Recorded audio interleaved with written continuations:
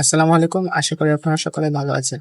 আজকে আমি ভেক্টরের একটা সূত্র নিয়ে আলোচনা করব। তো ভিডিওটা যারা দেখতেছেন চ্যানেলটাকে সাবস্ক্রাইব করে দিয়ে, তাহলে চলেন আজকে শুরু করা যাক। এখানে এই কোশ্চেনটা কি কি বলছে দেখো, যে A vector is equal two 2ik plus 3jk plus 5kk সাথে বি ভেক্টরটা কি আছে -ik plus 2jk plus 7kk এবং সি ভেক্টরটা হচ্ছে ik plus 7zk minus kk। এখানে গরুর নাম্বার প্রশ্নটা থেকে বলছে যেটা এ ভেক্টর বরাবর বি ভেক্টর অভিক্ষেপ নির্ণয় করো। এ ভেক্টর বরাবর যে ভেক্টর বরাবর বলছে সেটা কি সবসময়, যে ভেক্টর বরাবর বলছে সেটা সবসময় কি হবে, ওই যে নিচে হবে, ভাগের নিচে হবে। এখানে যেহেতু বলছে এই ভেক্টর বরাবর বি এর অভিক্ষেপ, বি এর কার বলছে বি এর, তাহলে আমরা কি বি এর টা বের করবো। তাহলে বি এর অভিক্ষেপ, তাহলে আমরা জানি কি এই ভেক্টর বরাবর বি এর অভিক্ষেপ নির্ণয় সূত্র।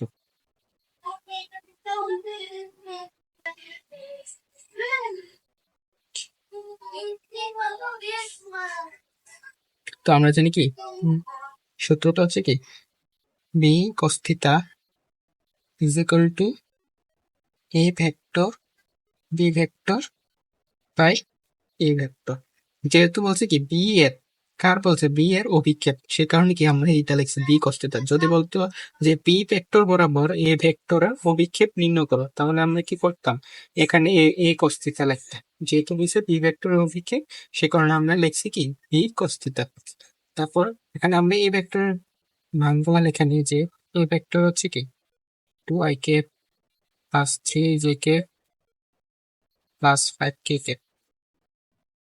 তারপর বি ভেক্টর হচ্ছে কি -ik plus 2jk plus 7kk। তো আমরা এখানে বসে পাই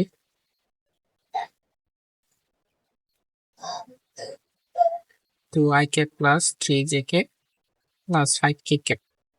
এখানে গুণ বসাবো -ik plus 2jk plus 7kk। তারপর কি এই ভেক্টরের মান পেয়েছি, এখানে এটা আছে, এটার মান বের করবো আমরা। এই ভেক্টরের মান, এই ভেক্টরের মান নির্ণয় সূত্রটা জানো, যে a is equal to root over of এটা যে x square plus y square ay square plus az square. এটা এখান থেকে আমরা মান বের করবো যে a এর মানটা, তাহলে কি 2 স্কয়ার প্লাস y স্কয়ার সহগ কত 3 স্কয়ার প্লাস z এর সহগ কত 5। এখান থেকে মান বের করবো, এখানে মানটা হচ্ছে কত রুট ওভার অফ 38। তো এখানে আমরা বসিয়ে পাই যে এখানে রুট ওভার অফ 38 বসিয়ে পাই। তারপর এখানে কি আছে বি cos থিটা লিখি ইজ ইকুয়াল টু, এখানে গুণ করলে কত আসে, এখানে গুণ করলে তোমাদের যে 2 এর সাথে গুণ করে -2 প্লাস 3 এর সাথে গুণ করে প্লাস 6 প্লাস 7 35।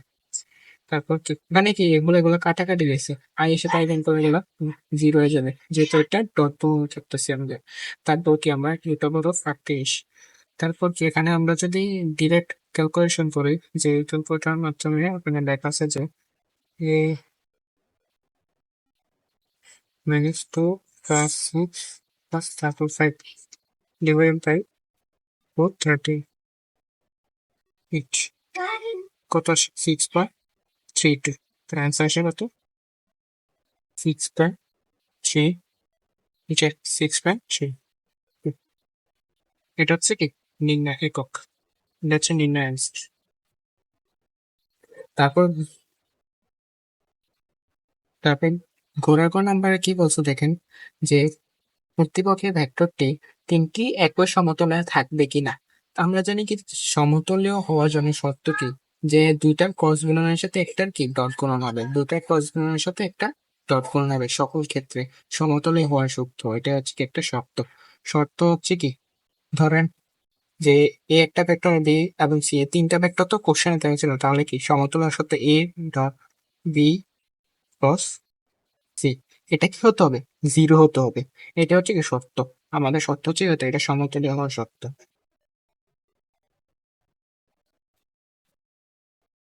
হওয়া সত্য। তারপর না, কারণ আমি কি লিখছি তারপর দেখি যে এ ভেক্টর এবং বি ভেক্টর এবং সি ভেক্টর যে দেওয়া আছে, এখন আমি কি করবো, ওই যে এ বি এবং সি এই ভেক্টরটা কি করবো, করস্পন্ড করবো আর কি। দেখি, তো আমরা লিখে ফেলি যে A vector dot B cross C is equal to A X plus A Y plus A Z. এখানে কি এক্স এর মান এরপর আমরা কি লিখবো, বি এক্স লিখতে হবে, B X C A Y C Z, তারপর সি এক্স, সরি এখানে বি ওয়াই হবে, C X C Y C Z. তারপর এখানে যে এক্স এবং ইউআই এবং এই যে মানগুলো আছে, আমরা যে এ এক্স এর মান কত আছে 2, সহগটা কি লিখবো আমরা 2, তারপর কি 3, এর মানে আমরা এর মানটা লিখতেছি 3, তারপর কে কে এর সহগ হচ্ছে কত 5, তারপর বি বি ভেক্টরের ক্ষেত্রে আই এর সহগ কত -1, তারপর কত 2, তারপর 7। সি এর ক্ষেত্রে কি সি সি ভেক্টর সহগ হলো যে আই এর সহগ কত হচ্ছে 1 এবং জেড এর জেড কে কে এর সহগ হচ্ছে 7, তারপর কি মিস 1। তারপর এটা আমরা কি মান করবো, মান বের করবো নির্ণয় করে। এখানে আমরা তো, আপনারা তো অবশ্যই পড়ে আসছেন যে ম্যাট্রিক্স এর ক্ষেত্রে নির্ণয়কের মানগুলো। তো এখানে আমি আবার দেখিয়ে দিচ্ছি যে এখানে যে টুটা ধরি, এখানে যে টুটা ধরি, তাহলে প্রথম প্রথম সারিটা এবং কি প্রথম কলামটা কি হবে 5 যাবে, তাহলে কি এখানে আমরা লিখলাম 2, প্রথম সারি এবং প্রথম কলাম 5, তাহলে কত 2 এবং -1 কি হবে, গুণ হবে। 2 এবং -1 গুণ করলে কত -2, তারপর কি এখানে একটা সূত্রের যে মাইনাস চিহ্নটা থাকবে, তারপর কি 7 এবং 7 গুণ করলে কত 49। তারপর এখানে আমরা লিখবো যে এখানে এই যে যেহেতু এখানে মাইনাস, এখানে আমরা একটা জিনিস মনে রাখবো যে প্রথম প্লাস থাকে, তারপর মাইনাস, তারপর প্লাস। আর যে আমরা আপনারা অবশ্যই ম্যাট্রিক্সে পড়ে আসে, কারণ আমার দেখানো কিছু, সে কারণে আমি এখানে একটা মাইনাস দিয়ে দিলাম। তারপর যেখানে 3 নাম্বারটা বসছে, 3 নাম্বারটার ক্ষেত্রে কি প্রথম সারিটা বাদ যাবে, তারপর কি দ্বিতীয় কলমটা বাদ, এই কলমটা বাদ যাবে। আমরা তো প্রথমে দেখছিলাম যে প্রথম কলমটা বাদ, কিন্তু এক্ষেত্রে এখানে তৃতীয় কলমটা বাদ যাবে, প্রথম সারিটা বাদ। তো তৃতীয় কলমটা বাদ গেলে কি কি থাকে, ওই কলমটা বাদ যাবে, -1 2, গুণ করলে কত -2, -1 এবং গুণ করলে কত 2 এর সাথে -2, তারপর কি মাইনাস এবং কি 5 এর সাথে এক গুণ করলে কত 5, তারপর কি +5 লিখে নেবা, +5,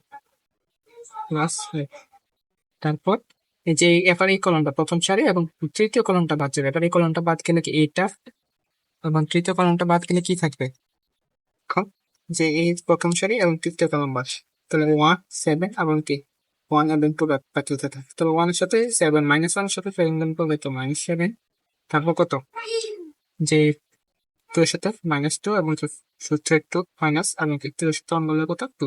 তো এটা পুরোটা ক্যালকুলেশন করলে অ্যান্সার আসে যে -129, যা হচ্ছে কি 0.9।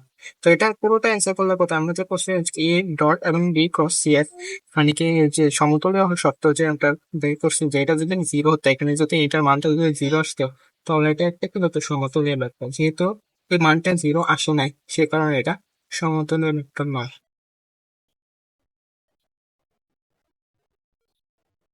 তো আশা করি আমি আপনার কয়েকটি বুঝতে পেরেছি।